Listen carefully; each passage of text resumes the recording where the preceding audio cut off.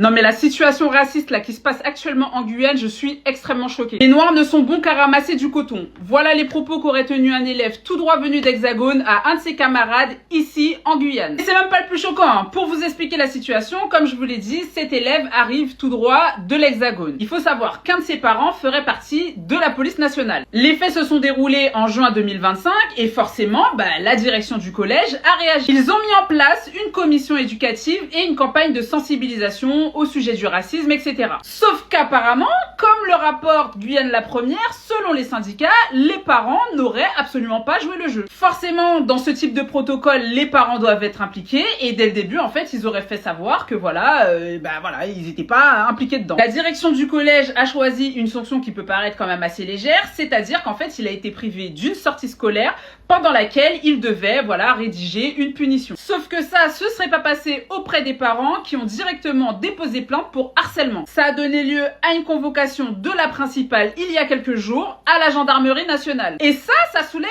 pas mal de questions sociales. Il y a pas mal de personnel de ce collège qui se plaindraient qu'en réalité, certains parents utiliseraient leur profession, très souvent apparentée à la fonction publique, pour intimider les professeurs et de manière générale le corps éducatif. Toujours selon la première, ils expliquent même que les enfants conscients des dynamiques de pouvoir que possèdent leurs parents, joueraient pleinement de ça et se sentiraient dans une impunité totale. Certaines personnes du corps enseignant ont aussi dénoncé que depuis ces événements, ils auraient reçu des intimidations, notamment des intimidations verbales, et ça aussi, ça questionne. Depuis sa convocation à la gendarmerie, il semblerait que la principale aurait été fichée et que carrément ses empreintes auraient été relevées, ainsi que quelques photos d'elle. Vous dites-moi ce que vous en pensez dans les commentaires, mais c'est quand même assez fou de se dire qu'on peut venir dans un pays à majorité noire et potentiellement tenir des propos aussi graves.